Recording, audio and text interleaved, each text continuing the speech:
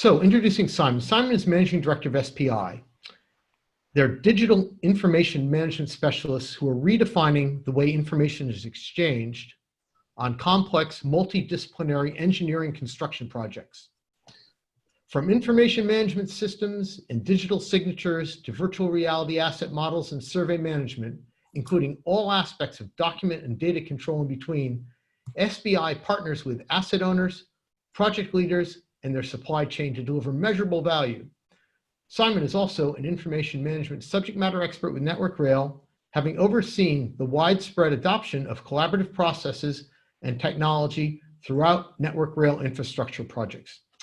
And on a personal note, let me just say that this is one of the finest case studies I've ever seen, and I was very keen to get Simon on the agenda. So turning over to you, Simon. Thanks, Phil. No pressure there then, I imagine. So you're very kind. Let me share my screen,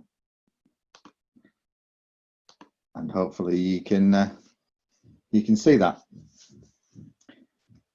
So first of all, I'm going to just walk through a little bit about King's Cross. It's a £250 million project, and it's the first major intervention in 25 years. The big challenge we face is we've got to build a new railway effectively on top of an existing one whilst it's still operational, and we've got to minimise the disruption to passengers. We're extending platforms, simplifying the track. We've got to reinstate a tunnel.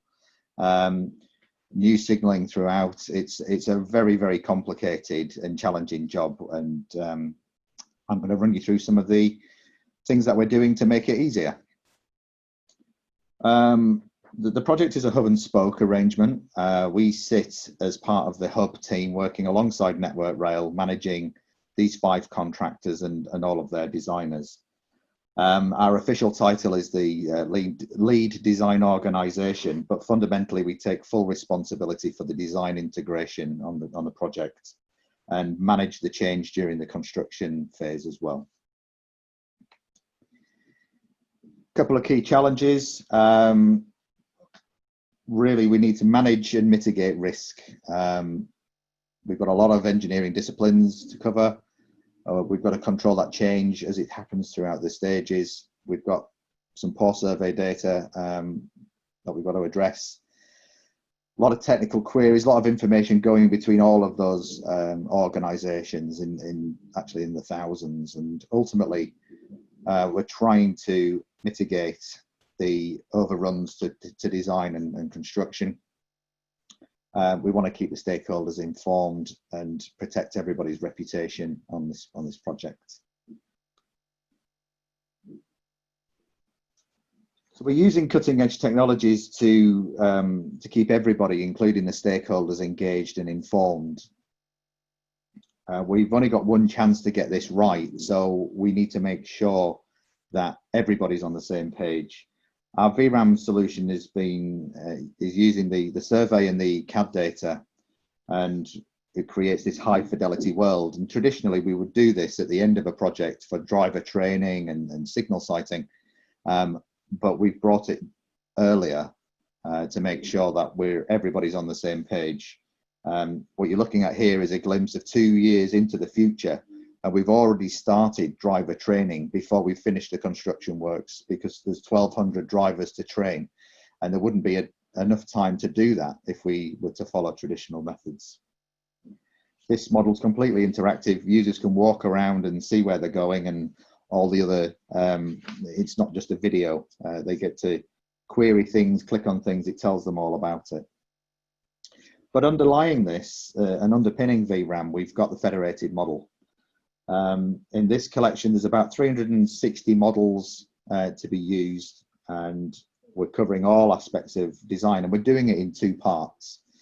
We're using 3D Repo as our web-based solution. We're trying to democratize the data to make sure that people who are not CAD users can still interact with the data and generate queries and questions. And we know from experience over the last 12 years and £30 billion worth of projects we've delivered that there's a lot of people are not comfortable going into CAD software to do the queries in the works that they want to do. So the questions that get generated from here, from those engineers, get put into our command center solution, and 3D Repo and command center talk together seamlessly, but I'll cover that in a minute.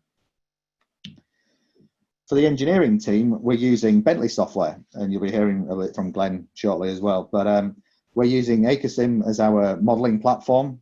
It's where all the engineering decisions are made. And as you can see on the left, it's extremely complicated. There's a lot going on.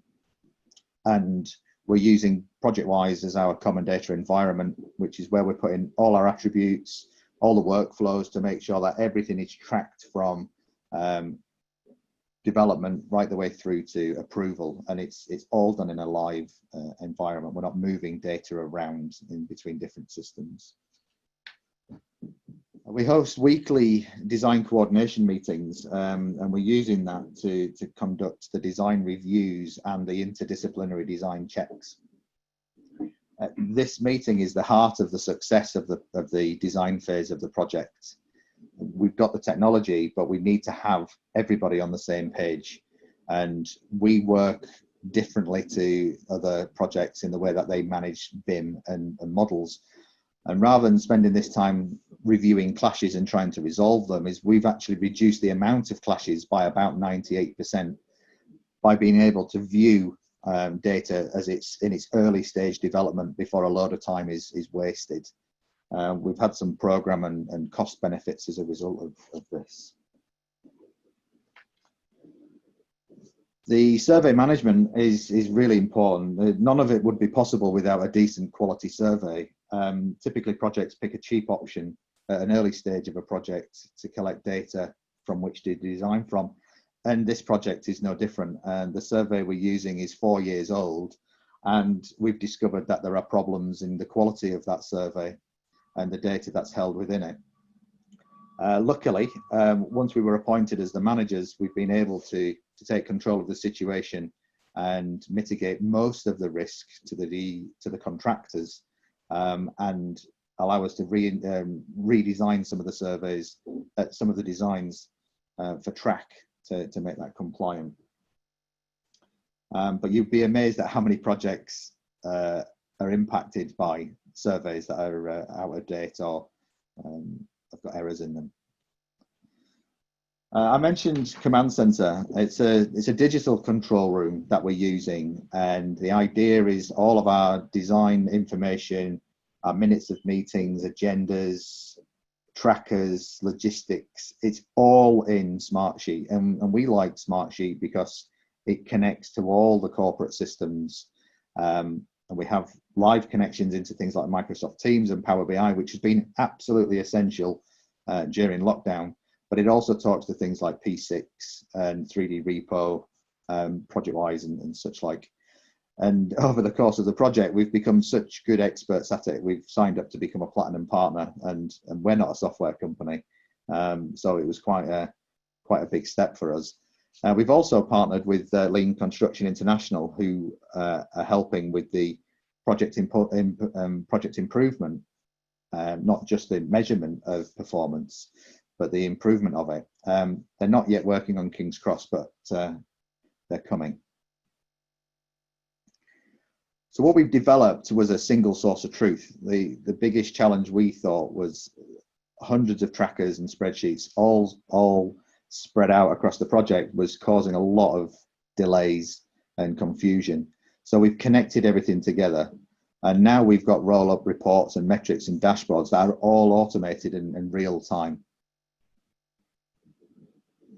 And King's Cross itself, over 100 different trackers have been consolidated across our engineering departments, and this has freed up hundreds, actually over 1,000 hours of time has been unlocked by using Command Center in this way.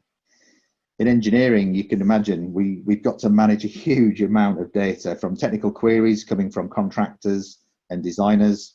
We've got to do design reviews. There's all our meetings and minutes. We've halved the number of engineering meetings that we need by being able to go digital.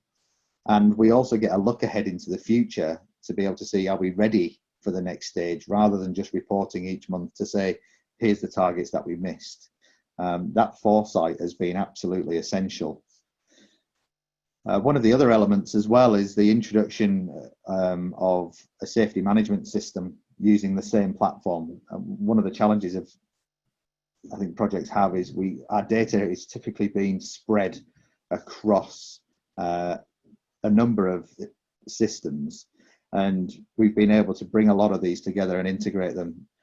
This was a system that used to spend about 40 hours a week on administration, and that's been eliminated now. It's all automated. People can raise a close call from their phone. They don't need an account. It's all free, and the project has never had so much insight ever on safety related issues. So kind of how it works together is we've got our survey to CAD. All the data goes into ProjectWise. We have a master federated model that's used by the CAD users, and then we fork off that information as well to use it in 3D repo and VRAM for the real 4D analysis, understanding construction methods. The non-CAD users are able to use it for simulations, and then all of our trackers and reports are in Command Center. Whilst the project has been going on, we've actually introduced some more innovations. So we came to the project with some ideas of what needed to be done, but during the project, some new requirements came about. So virtual site tours were one of them. The ability to go through the model and see where we're supposed to be at, and then have the photographs of where we're actually at. That's been essential during lockdown as well, as it's not as easy to go to site and see how things are going. So we get 360-degree pictures. They're uploaded into Command Center and they automatically appear in the model. We're also able to inform the handover into operations and maintenance, so they know what they're going to get. And they're starting to use it for things like monitoring maintenance, wear and tear on this is the digital twin part of this. So we've got sensors ready to go. We're understanding how many axles go over the sets of points, how the timetable's working. And so this is all really new, and it means we should avoid the issues of, say, Crossrail have got in handing the asset over into maintenance. Is the operators are able to run the network, run the signaling systems, run the timetable, and make sure everything's going to work. So some of the benefits that we've seen on the project: we've saved around about £7 million in prelims by being able to put in smaller teams using our lean processes and the Smartsheet technology. Over 1,600 hours across all the departments every month are saved through those same processes. I think the relationship between the designers, the contractors, and the client are in a much better place. We have a lot less disputes, and the ability to have that flexibility and the visibility of what's going on and see things happening in the future is really powerful. And I think the work's more enjoyable. We're spending less time on administration and bureaucracy, and actually being able to focus on getting the job done. So hopefully I've stuck within my time limit there, Phil. Oh, you're fine. Yeah, you're absolutely fine. I have to tell you that my phone has been blowing up on WhatsApp with people telling me that they were blown away with your presentation. I'm not joking. I had 3 separate messages from people that are watching saying, God, this is cool. It's really neat. So there's so many interesting aspects to it. The VR, I think Smartsheet is a glue to hold everything together, is something that I haven't heard from too many other people. So well done. Well done. Thank you. My pleasure.